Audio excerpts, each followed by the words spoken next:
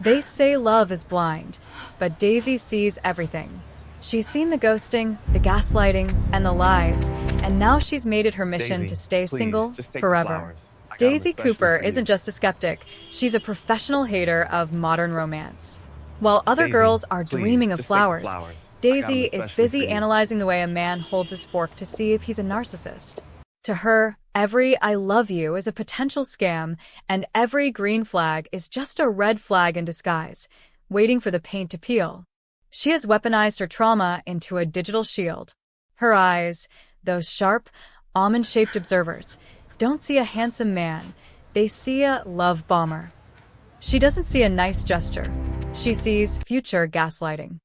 Daisy is the woman who decided that the only way to never get her heart broken was to never let it beat for anyone else. Oh, I'm But so what happens sorry. when Prince Charming is a man Wait, who doesn't Daisy, play by the Is rules? that really you? The story of Daisy and Jack. Jack is not just an 10 intense dates. romantic That's the comedy deal. that will keep you 10 rolling on the fake floor dates, or and I'll caught in make your sure your feelings. project is It fully is funded designed by to the show you board. what happens when you It's a accept win-win, someone at their Daisy. worst, so you can deserve them at their best. So please like, subscribe, and tell us where you are watching from in the comments. Thank you. The room was dark, except for the bright light from Daisy's phone.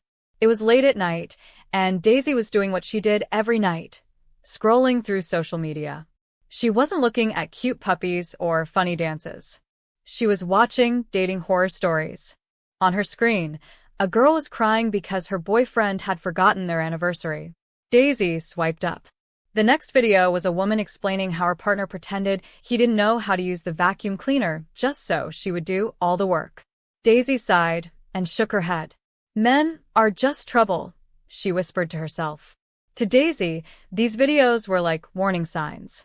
She had watched so many of them that she believed every man out there was a red flag. She thought dating was like walking into a trap. Why take the risk? She was perfectly happy being alone, with her phone and her peace of mind. The next morning, the peace was broken. Daisy's mom, Mary, burst into the room and pulled the curtains open. The bright sun hit Daisy's face, making her groan and hide under her blanket. "Daisy, get up," Mary said happily. She was carrying a plate of fresh cookies. "You look like someone who hasn't seen the sun in years. You need to get out of this bed and meet someone. If you're going to talk about a blind date, I'm staying in bed forever," Daisy muffled through the blanket. Mary sat on the edge of the bed and pulled the covers down. "Not just a date, honey. I'm talking about Jack. He is the son of my dear friend. He is a CEO, he is very polite, and his mom says he is a wonderful person. He even helps his grandmother with her groceries. He is a perfect gentleman, Daisy. A real green flag." Daisy rolled her eyes. In her mind, if a guy seemed perfect, it just meant he was a better liar than the others. "Mom, I've seen enough videos to know how this ends. He'll be nice for a week, and then he'll stop answering my texts or start acting like a child. I'm not interested." Mary looked sad. "Daisy, you can't let videos of strangers on the internet scare you away from real life. Just give him one dinner. If you don't like him, I promise I won't mention another date for a whole year. Not one word." Daisy froze. A whole year without mom's matchmaking? That sounded like heaven. No more random cousins, no more nice guys from church. But she couldn't just say no. She had to make sure Jack was the one who said no. If she acted so bad that Jack hated her, Mary would finally stop. "Okay, Mom," Daisy said with a sneaky smile. "I'll go. But I get to pick where we meet." "Oh, thank you, Daisy." Mary hugged her. "Wear something pretty, okay? Make a good first impression." As soon as her mom left the room, Daisy's smile grew wider. She wasn't going to wear something pretty. She wasn't going to be nice. She was going to be the worst date Jack had ever seen. She was going to become a human red flag. She wanted Jack to go home and tell his mom that Daisy was crazy. She wanted him to be the one to run away. Daisy grabbed a notebook and started writing down her plan. Step 1. Look like a mess. Step 2. Act like a brat. Step 3. Make sure Jack never, ever wants to call her again. Daisy felt excited. For the first time, she wasn't just watching a dating horror story. She was going to be the one to create it. Daisy put down her notebook and looked at her reflection in the bedroom mirror. Usually she loved looking at her face. She was great with makeup and knew exactly how to make her skin glow and her eyes pop. But tonight, she wasn't trying to be beautiful. She was going to use her skills for evil. "Sorry, Jack," she whispered to the empty room, "but you're about to have the worst night of your life." She walked over to her closet and began to dig through the very back. She was looking for things she hadn't worn in years, things she usually kept hidden. First, she pulled out a neon green tracksuit that was 2 sizes too big. It was bright enough to be seen from space. Then, she found a hot pink tank top with a cartoon cat on the front that looked like it was screaming. She put them on together. The green and pink fought each other so hard it made her eyes hurt. "Not bad," she said, nodding. "But it needs more." She found a pair of old, dirty sneakers and 2 different socks, one with bright yellow polka dots and the other with purple stripes. She pulled them up high so everyone could see. To finish the outfit, she grabbed some cheap, oversized plastic jewelry. She put on 4 clashing necklaces and giant hoop earrings that made a loud clack-clack sound every time she moved her head. Now it was time for the beauty routine. Daisy sat at her vanity and opened her makeup bag. Usually, she spent an hour blending her foundation perfectly. Tonight, she grabbed a shade that was way too pale for her skin and smeared it on with her fingers, leaving streaks everywhere. She didn't blend it into her neck, so it looked like she was wearing a ghostly mask. Next came the blush. Instead of a soft pink glow, she took a bright red powder and rubbed it in 2 perfect, dark circles on her cheeks. She looked like a very angry clown. She didn't stop there. She took a blue eyeliner pencil and drew messy, thick wings around her eyes that weren't even the same size. Then came the secret weapon. Daisy picked up her brightest, stickiest red lipstick. She applied it messily, going way outside the lines of her lips. Then, she did the thing she knew would gross Jack out the most. She rubbed a thick layer of the red lipstick directly onto her front teeth. She smiled in the mirror, showing off her red-stained teeth. It looked like she had just eaten a bowl of strawberry jam with no hands. "Perfect," she giggled. "He's going to be so confused." The final touch was the hair. Daisy reached under her bed and pulled out a box. Inside was a frizzy, rainbow-colored wig she had bought for a costume party years ago. It was a mess of tangled blue, pink, yellow, and green synthetic hair.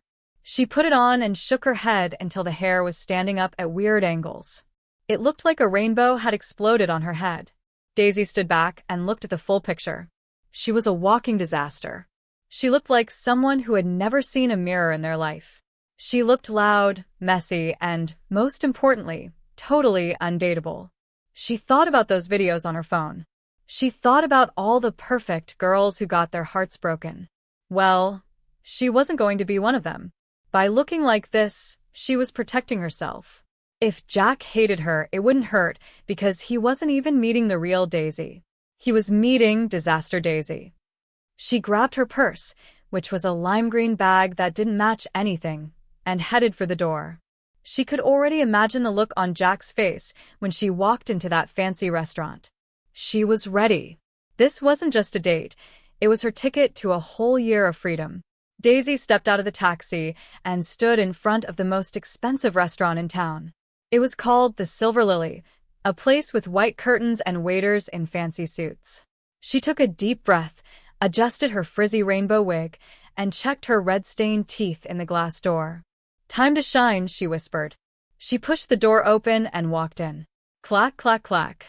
Her oversized plastic necklaces banged against each other. Pop. She blew a giant bubble with her pink gum and let it snap loudly. Every person in the restaurant stopped eating. A woman in a silk dress dropped her fork. The hostess at the front desk looked like she had seen a ghost. "I'm here for Jack," Daisy said, popping her gum again. "Is he the guy who looks like he's never had a girlfriend before?" The hostess pointed a trembling finger toward a corner table. Daisy marched over, making sure her mismatched socks were visible. She expected to see a boring nerd with thick glasses and a pocket protector. But when she reached the table, her heart did a strange little skip. The man who stood up was not a nerd. Jack was tall, with dark, wavy hair and eyes that looked like warm coffee. He wore a sharp, navy blue suit that fit him perfectly. He didn't look boring at all. He looked like the kind of man those social media videos warned her about. The handsome ones who break your heart. "You must be Daisy," Jack said. His voice was smooth and calm. He didn't look shocked by her rainbow hair or her neon green tracksuit. He actually pulled out a chair for her. "It's very nice to meet you." Daisy sat down heavily, nearly knocking over a vase of flowers. She didn't say thank you. Instead, she grabbed the menu and started using it as a fan. "It's hot in here, isn't it? Or maybe it's just me. I have a very high body temperature." She ordered a large, extra fizzy soda. As soon as the waiter brought it, she took a giant gulp. Then, she leaned back and let out a burp so loud that the couple at the next table jumped in their seats. Daisy didn't excuse herself. She just rubbed her stomach and said, "Better out than in, right?" Jack didn't blink. He just took a sip of his water and smiled. That was impressive. "Are you always this energetic?" Daisy was annoyed. Why wasn't he running away? She leaned forward, smearing some of the lipstick from her teeth onto her lip. "Energy? Oh, you have no idea. I have 10 pet crocodiles at home. They live in my bathtub. I have to sleep with them, because they get lonely. One of them, Snappy, almost bit my arm off yesterday, but I just wrestled him down. I'm a very violent sleeper." She waited for him to look scared. Instead, Jack leaned in closer, looking interested. "Crocodiles? That sounds like a lot of work. How do you keep the water temperature right for them?" Daisy gritted her teeth. This guy was too calm. It was time for the final move.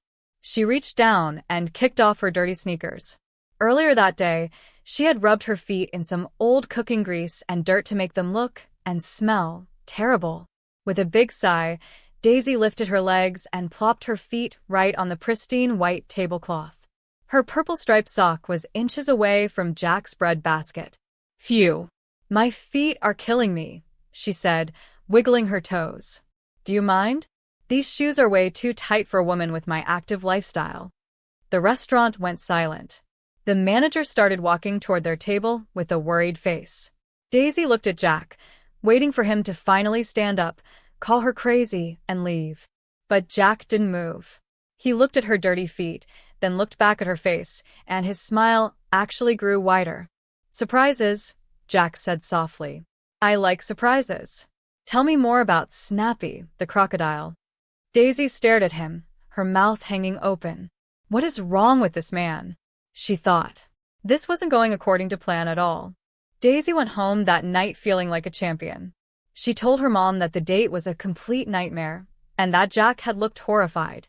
It was a lie, of course. Jack had actually been quite nice, but Daisy knew that if she told the truth, the blind dates would never end. She spent the rest of the weekend doom scrolling through more videos about bad boyfriends, feeling safe in her little bubble of singleness. "I did it," she whispered to herself on Sunday night. "Jack is gone, Mom is quiet, and tomorrow I start my dream job. Life is perfect." Monday morning arrived with a burst of excitement. Daisy woke up early and transformed into her true self. There was no rainbow wig today. Her dark hair was pulled back into a neat, professional braid. She wore a smart cream blazer and a matching skirt. Her makeup was flawless, soft, natural, and perfectly blended. She looked like a woman who was ready to conquer the corporate world. She arrived at the offices of the Summit Group, a massive glass tower in the center of the city. Everything was shiny and expensive. People in crisp suits walked quickly, talking into their phones. Daisy felt a surge of pride. She had worked hard to get this job as an executive assistant, and she wasn't going to let anything ruin it. "Good morning," she told the receptionist, giving her most professional smile. "I'm Daisy, the new hire for the executive floor." "Welcome, Daisy," the receptionist said.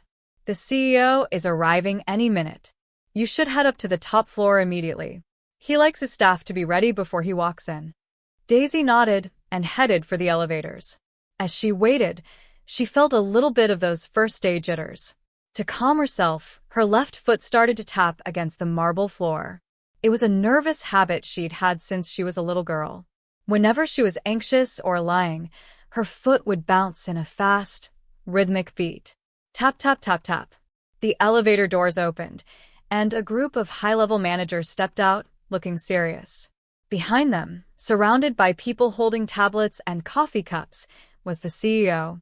Daisy's heart stopped. The world seemed to slow down. The man in the center of the crowd was wearing a charcoal gray suit. He had dark, wavy hair and eyes that looked like warm coffee. He was tall, commanding, and looked even more powerful than he had in the restaurant. It was Jack. Daisy froze. She tried to hide behind her large handbag, her mind racing. It can't be. It's impossible. What are the odds? She prayed that the disaster Daisy she had played on Friday was different enough from the professional Daisy standing here now. She had been wearing a wig. Her teeth had been red. Her skin had been pale. There was no way he would know it was her. Jack walked toward the exit, talking to his team. He was only a few feet away from her. Daisy held her breath, staring at the floor, hoping she was invisible. But her left foot wouldn't stop. Tap, tap, tap, tap. It bounced against the floor with a loud, nervous energy. Jack's footsteps suddenly stopped. The group of managers stopped too, looking confused. Jack didn't look at Daisy's face at first. His eyes dropped to the floor, focusing on her bouncing left foot. A slow, knowing smile spread across his face, the exact same smile he had given her when she put her feet on his tablecloth. He looked up, his dark eyes locking onto hers. He didn't see the cream blazer or the neat braid. He saw the girl from the restaurant. "Good morning, Daisy," Jack said, his voice smooth and full of mischief. "I see your feet are feeling much better today." Daisy felt the blood drain from her face. The managers all turned to look at her, then back at Jack. "You two know each other?" one of them asked. Jack kept his eyes on Daisy, a playful glint in his gaze. "Oh, you could say that. Daisy and I had a very memorable dinner on Friday. She's full of surprises." Daisy wanted the floor to open up and swallow her whole. Her plan to be a human red flag hadn't just failed. It had put her right in the path of the most powerful man in the building. And he was her new boss. Jack didn't wait for Daisy to answer. He turned and walked toward a set of large, heavy oak doors at the end of the hall. "In my office, Daisy." "Now," he said over his shoulder. Daisy followed him, her legs feeling like jelly. Every person in the hallway was watching her. She could practically hear their thoughts. Why is the CEO talking to the new girl about her feet? She stepped into his office, and the heavy doors clicked shut behind her. The room was huge, with windows that showed the whole city, but Daisy felt like she was trapped in a very small box. Jack walked behind his massive desk, but didn't sit down. Instead, he leaned against it and looked at her. He didn't look like a mean boss. He looked like he was trying very hard not to laugh. "So," Jack said, crossing his arms, "no rainbow hair today? No neon green tracksuit? And I assume the crocodiles are currently at home in the bathtub?" Daisy's face was so hot she thought it might melt. "Mr. Max, I can explain. I can't explain. It was a mistake." "A mistake?" Jack laughed, a warm sound that filled the room. "Daisy, you put your feet on my table. You told me you were a violent sleeper who wrestled reptiles. Most people spend weeks trying to impress me. You spent 2 hours trying to make me hate you. It was the most fun I've had in years." Daisy looked at her shoes. "I just wanted my mom to stop setting me up on dates. I didn't know you were you." "Well, I am me," Jack said, his voice turning a bit more serious. "And because of that dinner, my grandfather is now obsessed with you. He's the one who started this company, and he's been nagging me to find a real woman for years. After I told him about our date, leaving out the dirty feet, of course, he told me if I don't bring you to see him again, he's going to start choosing my dates himself." Daisy gasped. "You told him about me?" "I had to tell him something. He saw how happy I was when I got home," Jack admitted. He walked closer to her. "Here's the deal, Daisy. My grandfather wants to see me settled. Your mother wants you to stop being a Victorian ghost. We both want people to leave us alone." He held up 10 fingers. 10 dates. That's all I'm asking. 10 fake dates to show my family I'm seeing someone. In exchange, I will keep your disaster Daisy secret safe. No one in this office will know about the wig, and I won't tell your mother that you tried to sabotage her favorite match. Daisy looked at him, her mind spinning. 10 dates? That's a lot of acting. No acting, Jack said firmly. That's the other part of the deal. I don't want the rainbow wig, but I also don't want this professional Daisy, who is too scared to look at me. I want to see the real you. No fancy restaurants, no dressing up. Just us hanging out, being normal. Daisy bit her lip. She thought about the horror stories on her phone. Was this a trap? Was Jack just another red flag in a nice suit? But then she looked at his eyes. They were kind and honest. 10 dates, Daisy whispered. And then you tell your grandfather it didn't work out? Exactly, Jack said. He held out his hand. Do we have a deal, partner? Daisy looked at his hand, then at his smiling face. She was still scared, but for the first time, she wasn't scrolling through a screen to see a story. She was standing right in the middle of one. She reached out and shook his hand. Deal, she said. The handshake in Jack's office felt like signing a secret treaty, but as Friday night rolled around, Daisy felt like she was preparing for a mission. She didn't reach for the rainbow wig this time. Instead, she wore a simple yellow sundress and a denim jacket. Jack had said no acting, so she decided to just be Daisy, the girl who liked bright colors and comfortable shoes. When Jack pulled up to her apartment in a regular, sporty car instead of a fancy limo, Daisy blinked. He was wearing dark jeans and a simple black t-shirt. Without the expensive suit, he looked younger and somehow even more handsome. Where is the CEO? Daisy asked as she hopped into the passenger seat. He's off the clock, Jack said with a playful wink. Tonight, I'm just the guy who's going to beat you at skee-ball. They arrived at the Neon Palace, a huge arcade filled with flashing lights, the smell of buttered popcorn, and the loud sounds of electronic beeps and bells. It was a world away from the quiet, glass walls of their office building. Daisy felt her heart lighten the moment they stepped inside. Okay, Mr. CEO, show me what you've got, Daisy challenged, pointing to a vintage racing game. For the next 2 hours, Daisy discovered a side of Jack she never expected. He was a secret gaming genius. He didn't just play, he dominated. He knew all the tricks, the hidden levels, and exactly how to win. But he wasn't mean or arrogant about it. When Daisy struggled to navigate a virtual car through a digital city, Jack didn't make fun of her. Instead, he stood close behind her, placing his hands over hers on the controls to guide her. Turn left now, Daisy. Now hit the boost, he shouted over the music. Daisy was laughing so hard her stomach started to ache. It wasn't the fake, loud laugh she had used at the restaurant to be annoying. It was a real, bubbly giggle that came from deep inside. Every time Jack made a silly face when he lost a round or did a little victory dance when he won, Daisy felt a tiny piece of her protective wall crumble. When they finally finished, Jack had a long string of tickets draped around his neck like a scarf. What are you going to get with all those? She asked, still catching her breath. Jack led her to the prize counter and pointed to a large, fluffy stuffed penguin with a tiny red bow tie. Him, Jack said. He traded in the tickets and handed the penguin to Daisy. His name is Sir Puddles. He's the mascot of our first successful fake date.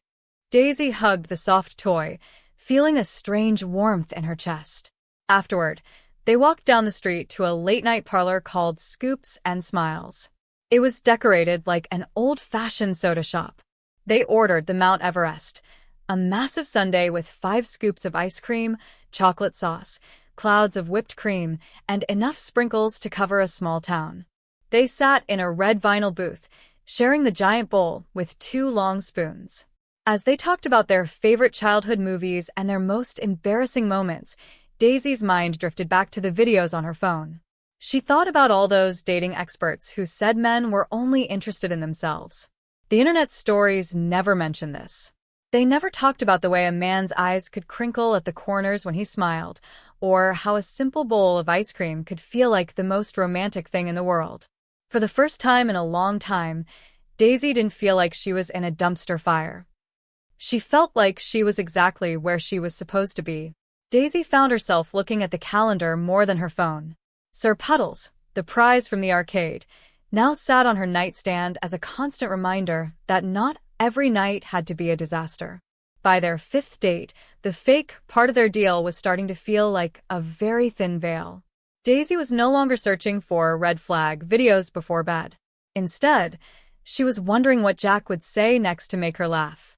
For this evening, Jack had suggested a sunset picnic. He told her he wanted to get away from the noise of the city.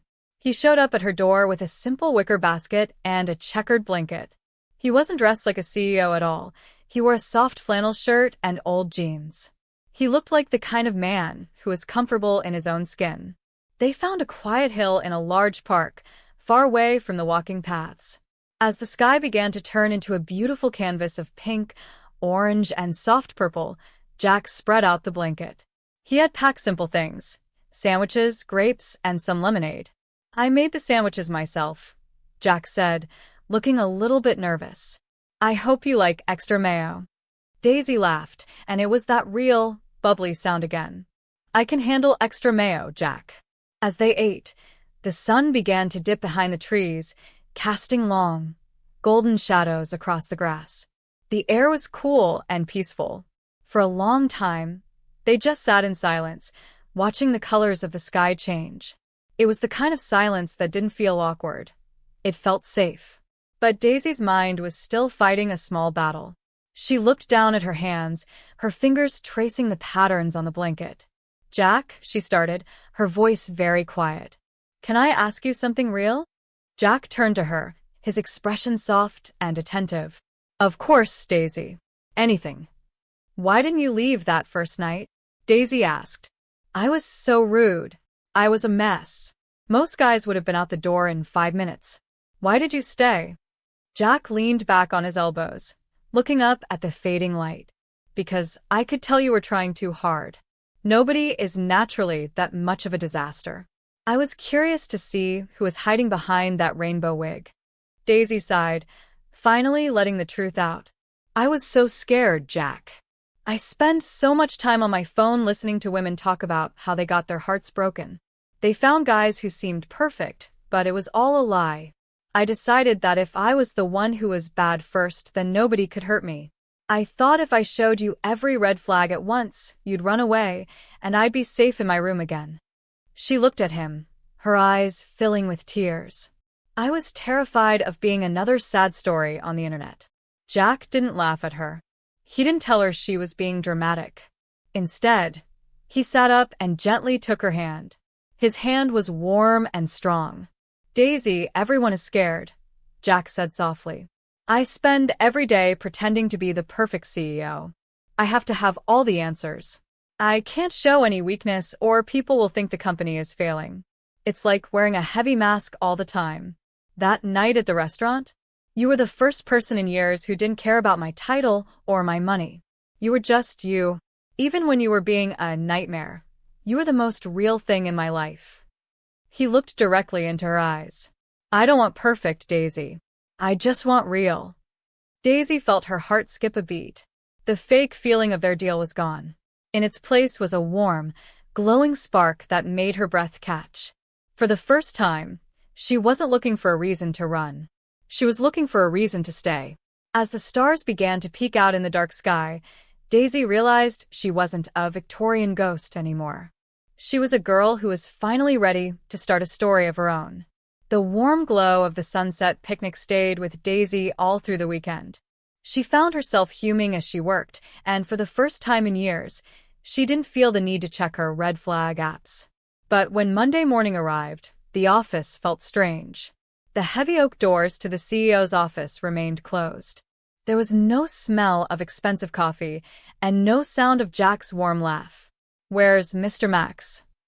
Daisy asked another assistant, her heart giving a small, worried thump. "He's out," the assistant whispered. "I heard he's got a terrible flu. He can't even get out of bed." Daisy tried to tell herself it was just part of the deal. If the boss was sick, the assistant should keep working. But as the hours passed, she couldn't focus. She kept thinking about Jack in his big, empty penthouse with no one to bring him water or tell him a joke. Suddenly, Daisy stood up. She grabbed her purse and headed for the door. "I'm taking my lunch break," she called out. She didn't go to a cafe. She went to the grocery store. She bought fresh carrots, celery, and a whole chicken. Then, she raced to her apartment and spent an hour over the stove, making Mama Mary's magic bowl, the secret chicken soup her mother made whenever the world felt too heavy. When Daisy arrived at Jack's penthouse, she was nervous. She used the spare key he had given her for emergencies. The apartment was beautiful, but very quiet. It felt cold, like a museum. She followed the sound of a raspy cough into a massive bedroom. There lay Jack, the powerful CEO, looking very small under a pile of blankets. His nose was red, and his eyes were watery. "Daisy," he croaked, his voice sounding like a broken radio. "What are you doing here? You'll get sick."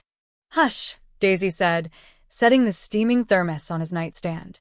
"I'm here because you clearly don't know how to take care of yourself. I brought the secret weapon." She poured a bowl of the soup and sat on the edge of the bed. The smell of garlic and ginger filled the room, making it feel cozy for the first time. She helped him sit up and watched as he took a slow sip. "Wow," Jack whispered, a little bit of life returning to his face. "This is incredible. Your mom made this." "I made it," Daisy corrected him, feeling her cheeks turn pink. "But she taught me. It cures everything." As Jack ate, he started to look more like the man she knew. He leaned back against his pillows and looked at Daisy. "You know," he said softly, "sitting here with you, it reminds me of that first night. The night of the rainbow wig." Daisy groaned. "Please don't remind me. I was such a brat." "No," Jack said, reaching out to touch her hand. His skin was warm from the fever, but his grip was steady. "That was the night I realized I wanted to know you. Most people look at me and see a bank account or a title. But that night, you put your dirty feet on my table and treated me like just another guy you wanted to get rid of. It was the most real anyone has ever been with me, Daisy. It was the first time I felt like I could just be Jack." Daisy felt a rush of heat in her chest. The room felt very small and very quiet. Jack leaned in closer, his dark eyes searching hers. Daisy could feel his breath on her cheek. It was the moment she had been dreaming about and fearing all at once. Just as his lips were about to touch hers, a thought flashed through her mind. The deal. This was date number 8. Was he doing this because he liked her, or because they were playing a part? Daisy pulled back, her heart racing. I should go," she whispered, standing up quickly. "You need to rest. The soup will keep you warm." "Daisy, wait," Jack called out, but she was already at the door. She hurried out of the penthouse, her mind spinning. The fake label was still there, hanging over them like a dark cloud. She was falling for the CEO, but she was terrified that to him, she was still just a girl in a rainbow wig. Daisy didn't sleep at all after leaving Jack's penthouse. Her heart was a messy knot of feelings. She kept replaying the way he looked at her, the way he called her real. But the fear was louder. She was still just the assistant, and he was still the CEO. The fake deal was a wall she wasn't sure they could climb over. By Tuesday morning, Jack was back at the office, but the air felt heavy. Daisy tried to keep her head down, focusing on her spreadsheets, but her phone wouldn't stop buzzing. At first, she thought it was her mother asking for more Jack updates. But when she finally looked at her screen, the blood drained from her face. It wasn't a text. It was a notification from a popular gossip site. The headline read, "CEO's secret romance or a high-stakes prank. Meet the mystery girl behind the rainbow wig." Daisy's fingers shook as she tapped the link. There it was, a clear, high-quality photo of her from that first night. The frizzy rainbow hair, the neon green tracksuit, and the lipstick-stained teeth were all there.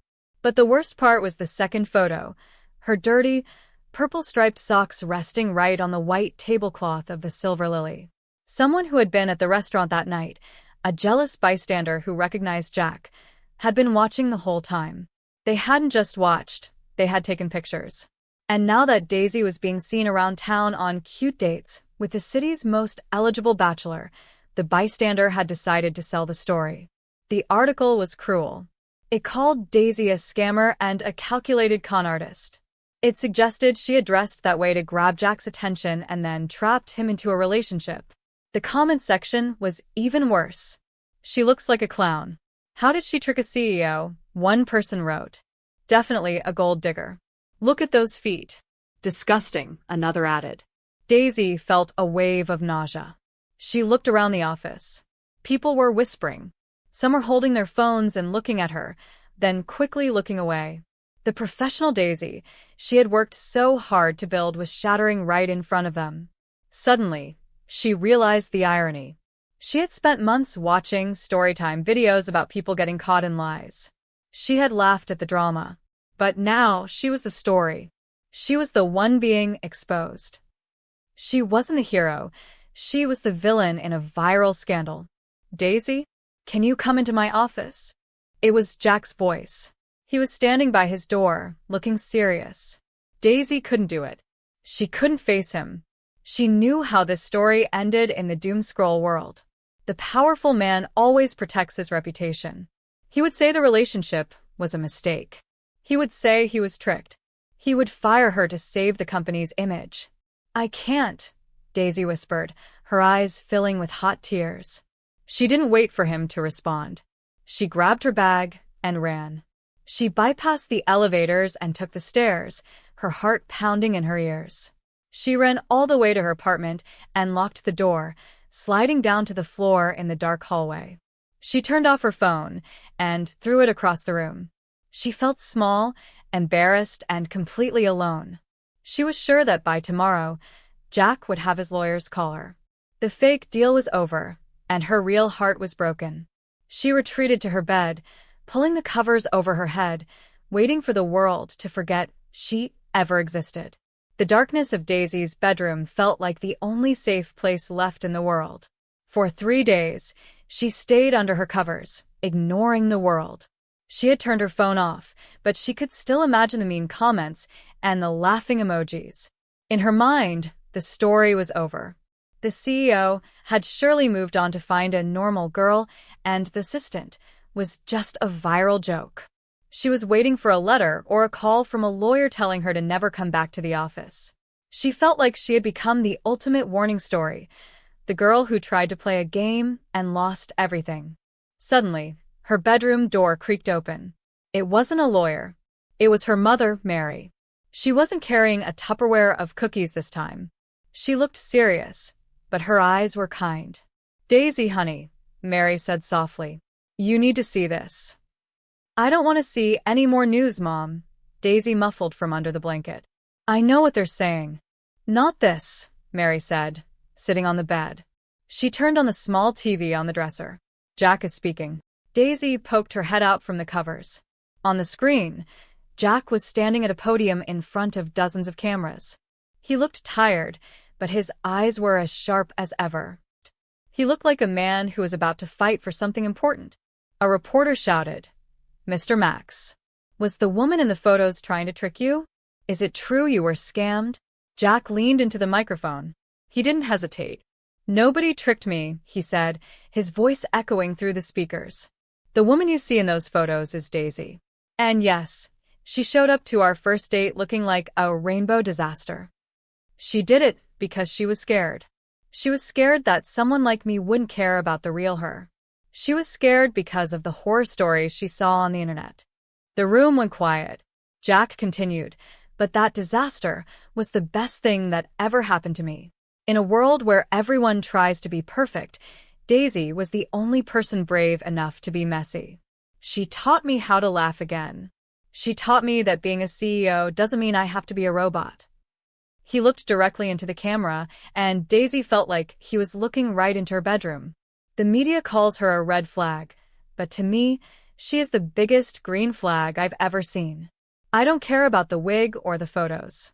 I care about the woman who makes me soup when I'm sick and makes me win stuffed penguins at the arcade. I'm not standing here as a CEO today.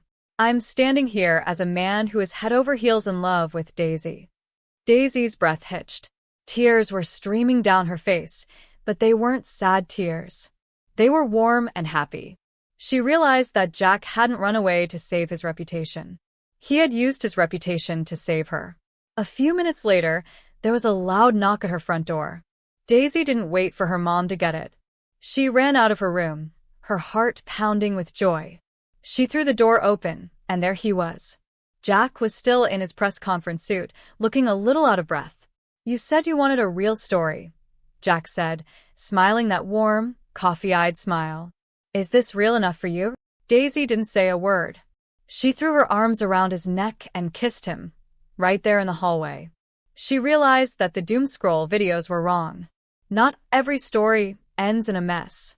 Some stories start with a mess and turn into something beautiful. She walked back to her room later that night and did something she should have done a long time ago.